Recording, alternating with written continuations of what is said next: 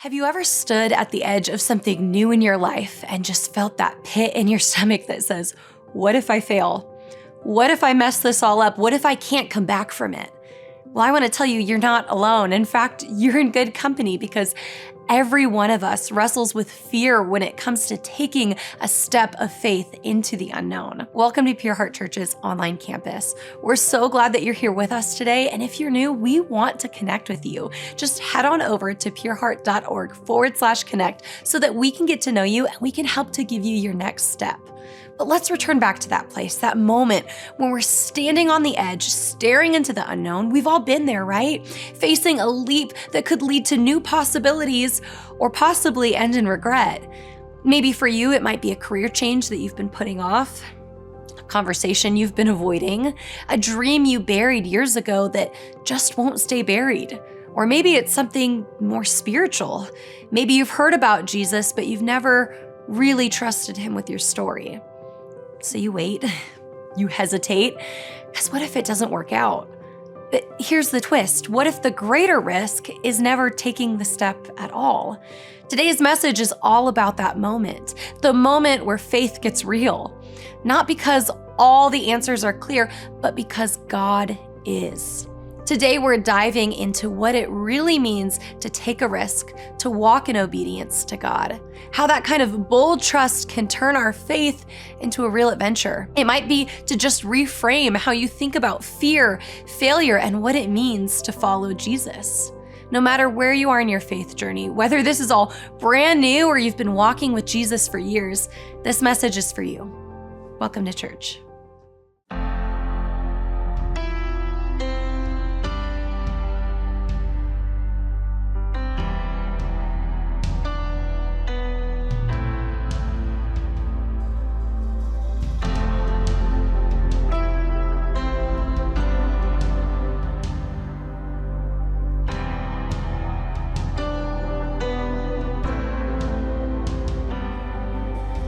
Thousand generations falling down in worship to sing the song of ages to the Lamb. All who've gone before us and all who will believe will sing the song of ages to the Lamb. Your name is the highest, your name is the greatest, your name stands above them all.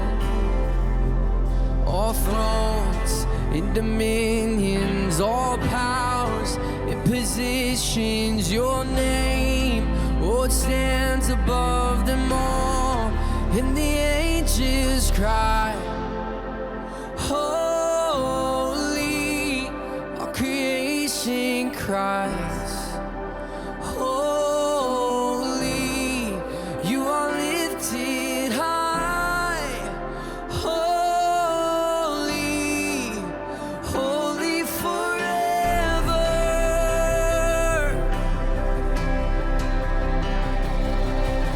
And if you've been forgiven, if you've been redeemed, we'll sing the song forever to the Lamb. Yes, you will. And if you walk in freedom, and if you bear his name, we'll sing the song forever to the Lamb. Oh, we'll sing the song forever and amen. And the angels cry, oh, creation cries, holy, you are lifted high, holy, holy forever.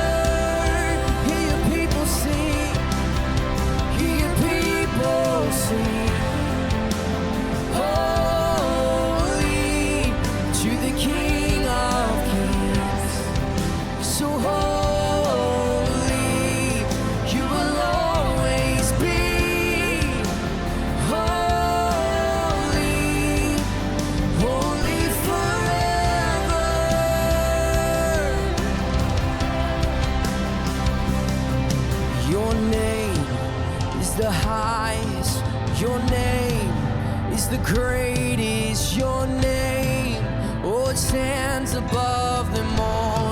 dust. All thrones and dominions, all powers and positions, your name, oh, it stands above them all. 'Cause your name is the highest, your name is the greatest, your name, oh, it stands above them all. All thrones and dominions, all powers and positions, your name, it stands above them all. And the angels cry, holy, all creation cries, holy, you are lifted high, holy, holy forever. Hear your people sing now, hear your people sing, holy to the King of Kings, holy, you will always be, holy, holy forever. You will always be holy, holy forever. You will always be holy, holy forever.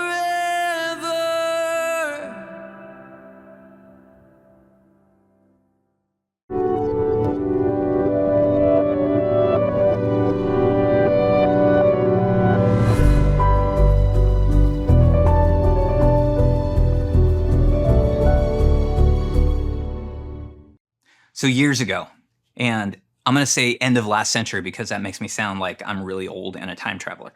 But end of the last century, I found myself standing alone on this old wooden dock. It was stretched out into a glassy little lake somewhere in the middle of nowhere. Well, I was in East Texas, but it was January. It was cold, and the night was completely still. Now, they say everything's bigger in Texas, and it turns out that includes the sky. It felt massive, like it could just swallow you whole. And I just stood there, staring. And then came the sigh. And if you're like me, you know what that means. It's the kind that starts deep in your chest and it pours out of your whole body. It's a sigh that carries thoughts that are just, they're too tangled for words. That sigh was me standing at the edge of something new. You see, I had just graduated high school. Scholarships were lined up. I had been granted a full ride. It was a safe path. It was actually the responsible path. But instead, I made a different choice. I ended up jumping into a van full of strangers from Youth of the Mission, YWAM, for those of you that are familiar, from Tyler, Texas, and spent the next 3 months on the road, speaking, serving, traveling up the west coast of the US, and then halfway across Canada. It was completely unexpected. Some might actually say irresponsible, like my parents maybe. I gave up free college for ministry, and I even spent what little money I had just for the chance to do it. And now here I was back, about to start their discipleship training school, a whole new season. It was unknown, it was exciting, and if I'm honest, a little terrifying. So there I was on that dock at midnight, just soaking it all in, talking to God, trying to breathe. And then suddenly I heard a voice from behind me say, ain't nobody got nothing on that sky. I jumped out of my skin because I thought I was completely alone. I turned around and I saw a guy walking toward me. He was dressed head to toe like he would call himself later like a gas station cowboy. Trucker cap, overalls, work boots, heavy southern drawl. He introduced himself. His name was Jason. And he was also starting the discipleship program that I was jumping into.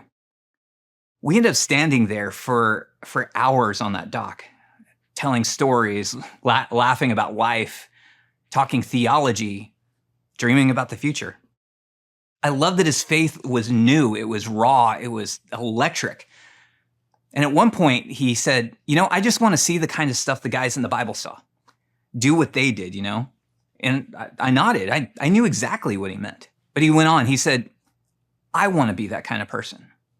The kind that does whatever God asks, goes wherever he leads, ain't scared. You know, one of the guys is full of faith, the kind that gets out of the boat and walks on water. And man, that was contagious. I'm like, yeah, me too. And Jason lit up and he said, we got to jump, man. Take the step. And I was like, absolutely. And then he said, let's go right now. And I said, let's get, wait, what?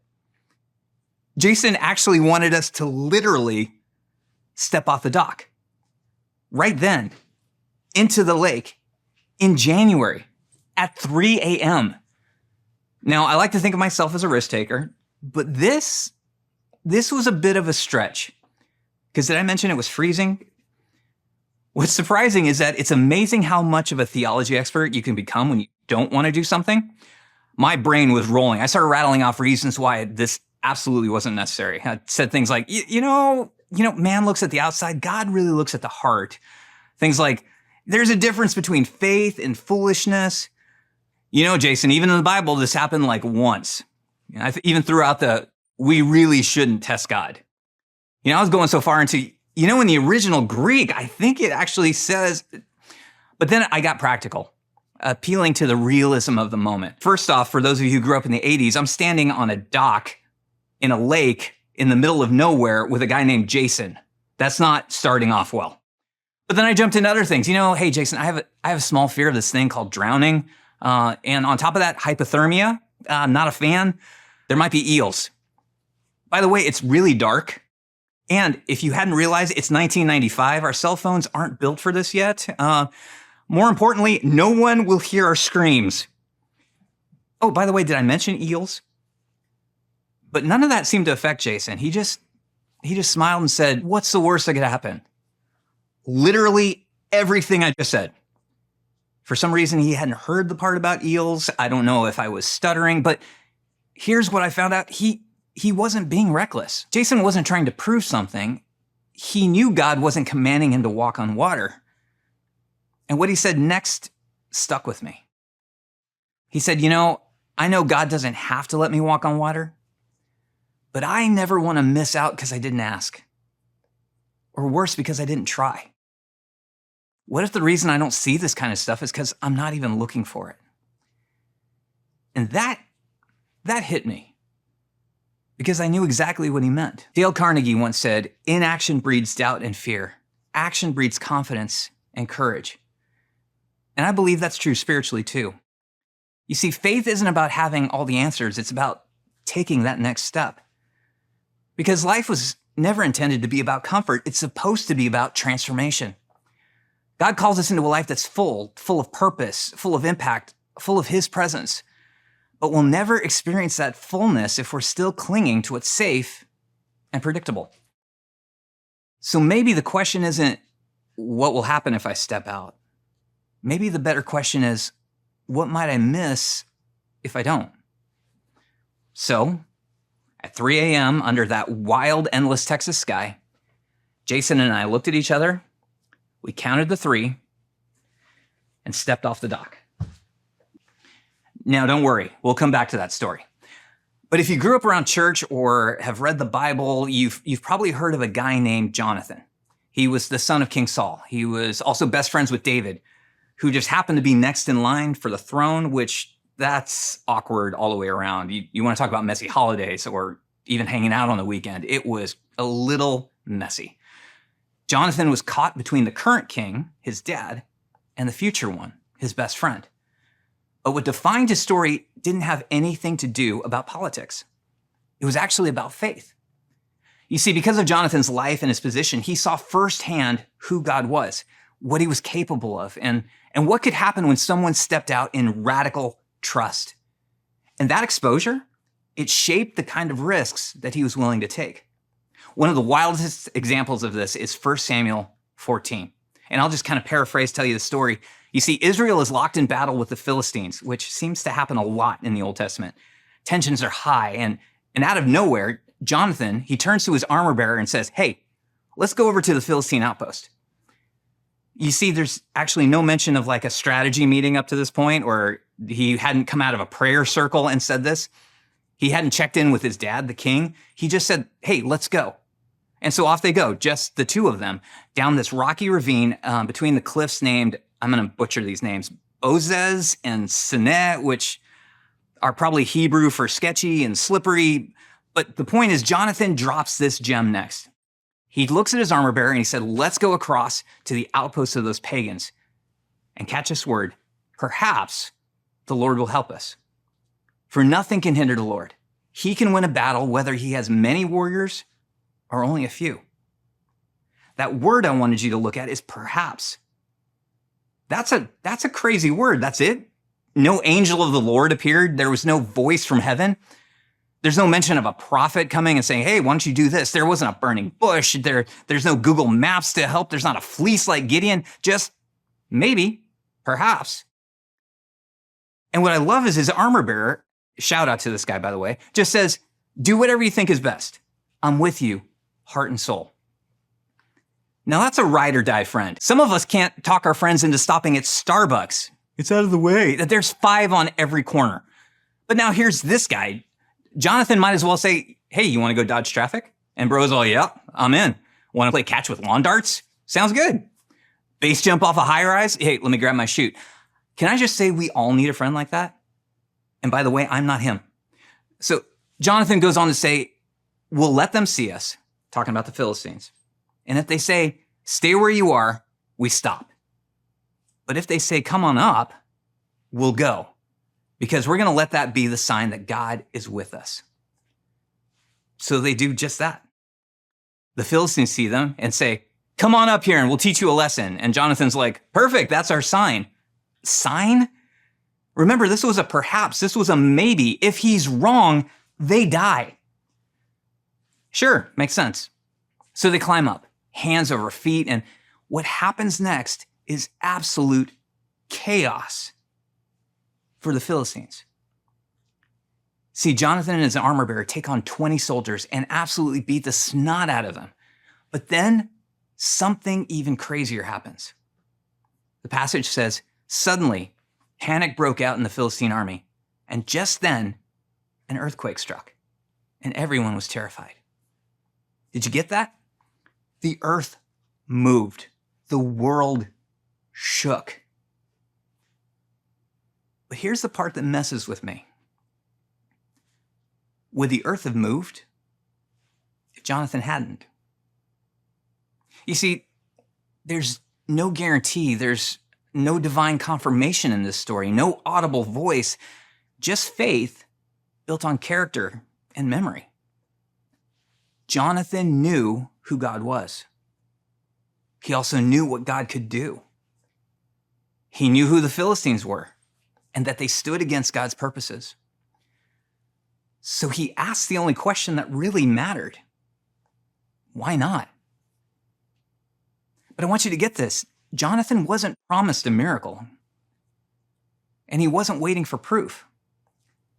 Jonathan took steps on a perhaps, because even if he lost, he knew that God would still be God. And maybe that's the kind of risk that we're called to take too. But if we're painfully honest, we don't love the uncertainty of perhaps. We want a confirmation. We want a voice from heaven. We want a contract. We want God saying, this is the way, walk in it. Also, here's the exact timeline, here's your budget, and we did a healthy risk assessment. But instead, Jonathan acted on a nudge, a conviction. What if we acted on open doors and gut checks? But maybe that's the point. Maybe the reason we don't feel the ground shake in our lives is because we've been too afraid to move first. Maybe we're waiting on God to do something miraculous while he's waiting on us to take a step without the guarantee. Maybe we keep shaking with fear, and that's exactly why the world around us never does. Listen, I get it. It's much easier to play it safe. We sometimes even spiritualize indecision. We call inaction wisdom. But sometimes the most dangerous thing we can do is nothing. Because playing it safe has a cost too. We've been conditioned to think that if we risk and fail, then we did something wrong. But that kind of thinking only makes us shrink back. And the truth is, I believe we have a very warped sense of failure. There's a lot that gets in the way of taking bold steps. And a lot of the times it's the weight of fear. Sometimes it's comfort, but often it's our definition of failure. We take a leap of faith, maybe to start something new, take a job, move to a new city. And when it doesn't go the way we hoped, we start second guessing everything. Did I hear God wrong? Was that really faith or just a bad idea? If this was the right step, shouldn't it have worked out better? We've seen this 100 times. If a church startup doesn't become a mega church, we assume God must not have been in it. If a job ends or a relationship closes, a dream falls apart, we conclude we must have absolutely taken the wrong path. But what if that's not exactly how God sees it? What if the outcome doesn't invalidate the step? What if success in the kingdom has less to do with how things end and more to do with the fact that you moved at all? Take Paul, for example. He was an apostle, missionary, theologian, also beaten, imprisoned, shipwrecked, and eventually executed. By worldly standards, that's a career path that you'd probably just move past on LinkedIn. You see, in fact, in Acts 21, the church in Caesarea pleads with him to not go to Jerusalem because they believe it's a death sentence, which it eventually ends up being. Now, I've been around churches long enough to know that there were probably people back at the church of Caesarea who, when they heard about Paul's eventual execution, went, "Man, we tried to tell him. Talk about a waste. That guy, he had so much potential, but he just missed God on that one." But we know this, Paul's legacy wasn't built on comfort or clean outcomes. It was built on faithful steps. He didn't need guarantees. What he needed was conviction. And because of that, we're still talking about his letters 2,000 years later. You see, Paul's story reminds us the right steps don't always look like you're winning. Sometimes it looks like worshiping in chains. Sometimes it looks like standing tall when the outcome around you is crumbling. Sometimes it's standing in front of the furnace and stepping in regardless of the outcome. So like I said, maybe the question isn't, will this work? Maybe the better question is, will this grow God's kingdom? Because I think our job isn't to predict the result. Our job is to take a step. What if we stop seeing a failed outcome as a sign that we made the wrong decision? What if we start seeing it as part of the journey of being led by a living God? Because even a failure can plant seeds. Even a closed door can open hearts. Even a detour can carry destiny. Paul actually impacted more lives on his route to execution than he had before. It all depends on what lens we're using and if we're truly following the heart of God. My friend Aaron, he's a prolific songwriter. He's not just good, he has a wall just littered with gold records. It's a little annoying. Top 10 singles, more accolades than I can even say. I've had the tremendous opportunity to teach songwriting courses with him, and he always shares this statement. You have to write 99 bad songs to have a shot at writing a good one. And if you aren't willing to write a bad song, then you've written off any chance to ever write a good one. But we tend to see risk as threatening, unstable, dangerous. But in the kingdom of God, risk is actually holy ground. It's not a gamble, it's more of a gateway, a chance for us to partner with the Creator in something bigger than our plans. And when we stop seeing ourselves as small, as incapable, and start seeing God as limitless and faithful, that changes everything. Because that's where the adventure begins. The adventure of faith isn't about calculating odds, it's about cultivating trust. It's freedom to dream, to build, to imagine, and explore. And not because outcomes are guaranteed, but because our future is already secure. Imagine redefining success as something as simple as knowing God and walking accordingly. What if the real win was simply taking the step because he called us to build his kingdom? Because he has invited us to dream with him. And because he is able to do even more than whatever we could ever dream up. In fact, Ephesians 3:20 says this, "Now to him who is able to do immeasurably more than all we ask or imagine according to his power that is at work within us. Let that sink in. The fact that God can do immeasurably more, not just than what we can accomplish, but even more than we ask or even imagine, anything we could ever dream up. But here's the truth. We often struggle to ask big because we're afraid to be disappointed. We tend to hesitate to imagine because we're afraid of being wrong. But what if that hesitation is actually holding us back from seeing what could be?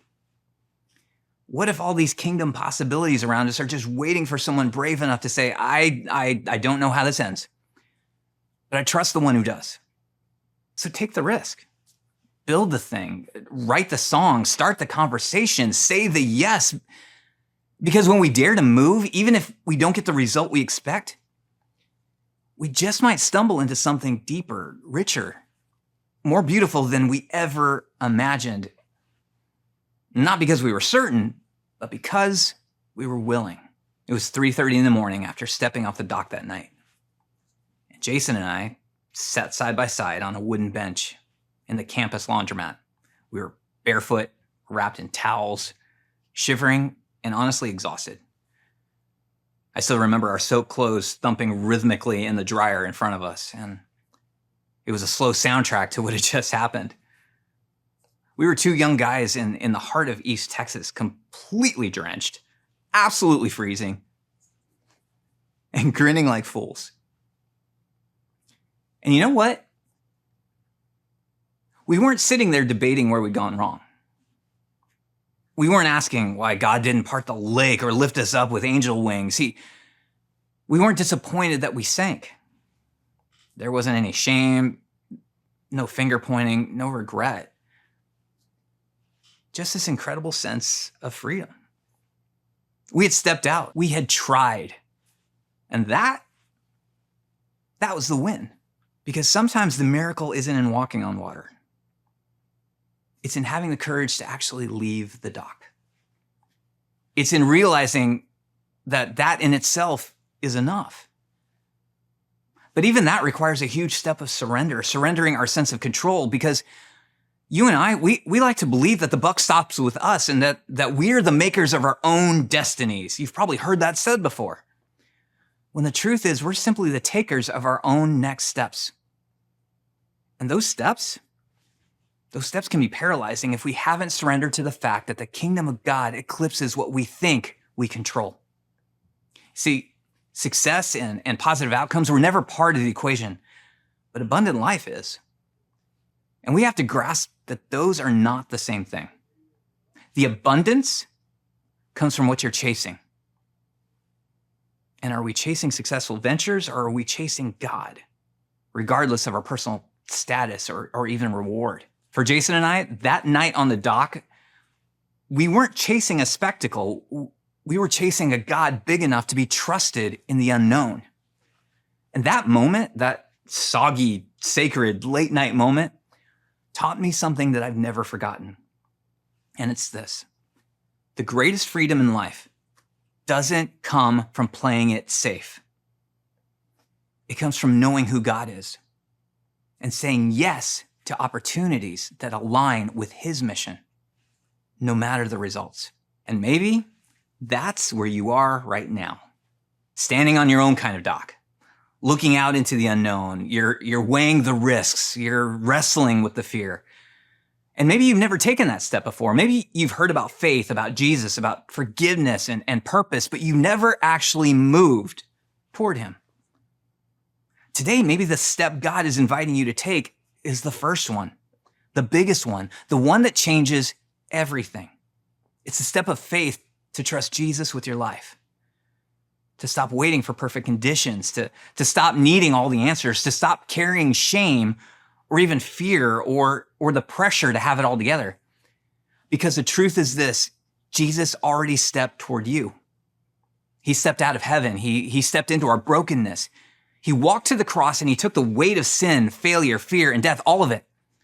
And he rose again, offering new life, full life, forever life for anyone who says yes. You don't have to earn it. You don't have to figure it all out first. You don't have to clean yourself up. You just have to step.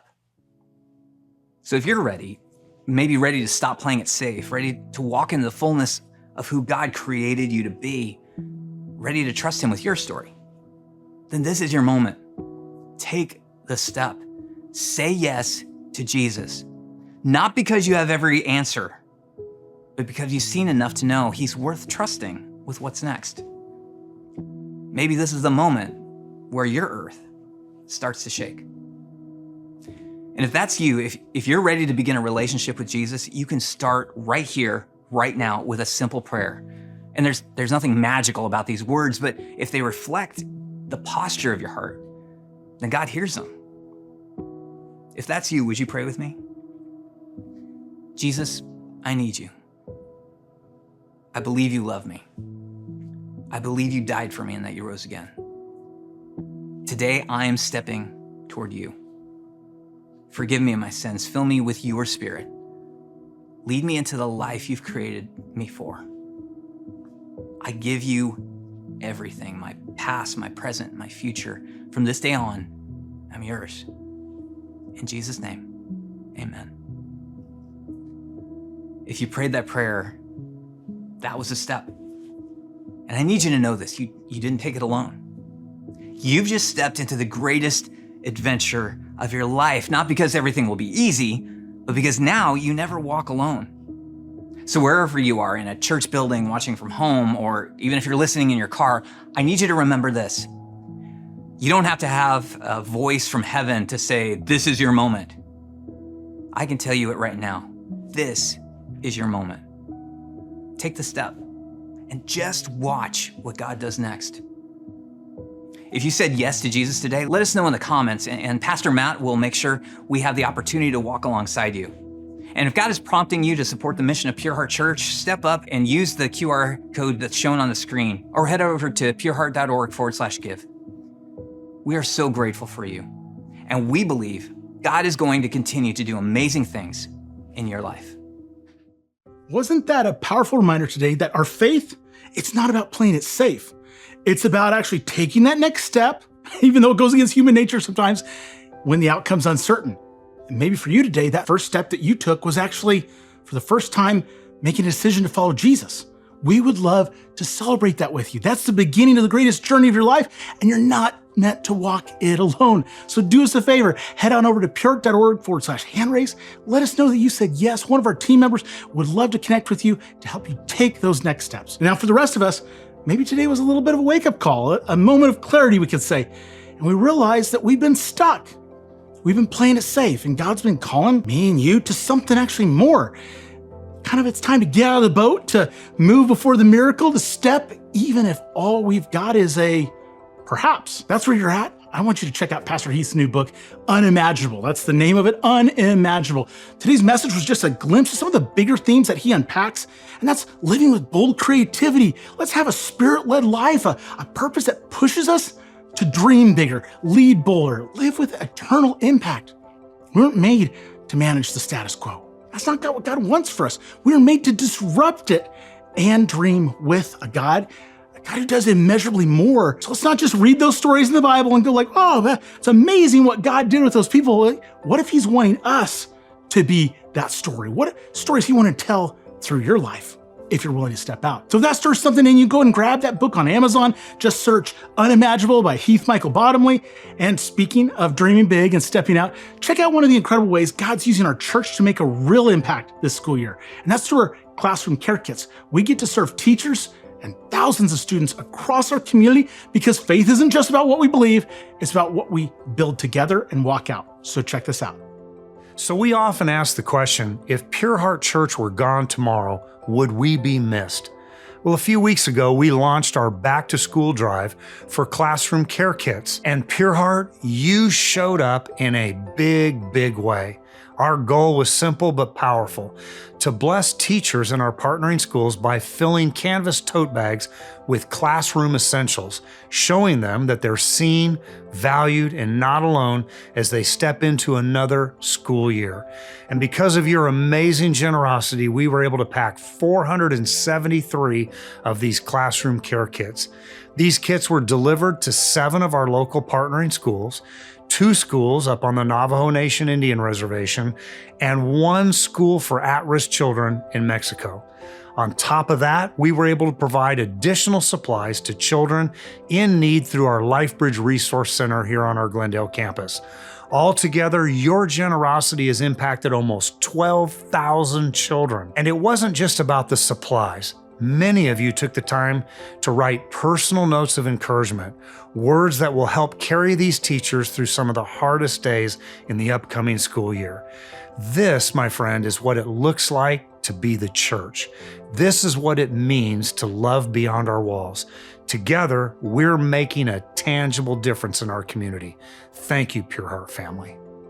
I love that. It's not just amazing to see how God's using our church to make a real difference through something like the Classroom Care Kit Drive, blessing teachers and students as they head into a new year, but it's the ripple effect, right? You throw a rock into a pond and a ripple happens. And that's what the part that gets me is because over the years, I've heard stories from people who have ended up at Pure Heart or in the community.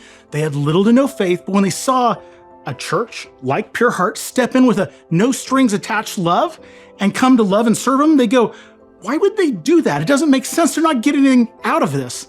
But sometimes that was the moment of that first step, that beginning of a journey that eventually led those people to Christ. See, our part is to walk in the obedience, even when it's outside of our comfort zone, because God's moving in ways we don't always see. But here's the thing. We know He's always working. If you want to be a part of what God's doing, whether that's locally, like supporting things like classroom care kits, or globally through our online campus that's reaching people all over the world in different countries, we invite you to give at pureheart.org/give, or you could give in the Pure Heart app.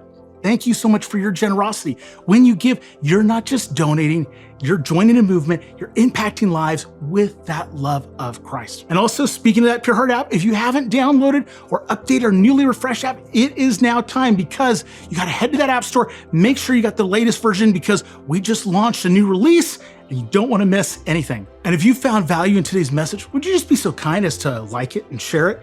It helps us reach more and more people with hope, and you never know who in your world needs that encouragement today. And finally, just drop a comment. And here's the reason why. Let us know, how is God calling you to step out of your comfort zone and into His better story? And here's the reason why, is it's easy to be like, I need to go do that. But when we put it into words, it kind of commits us, right? We love you. We're praying for you as you begin to step into that unimaginable story that God has for you. And we'll see you right back here next week.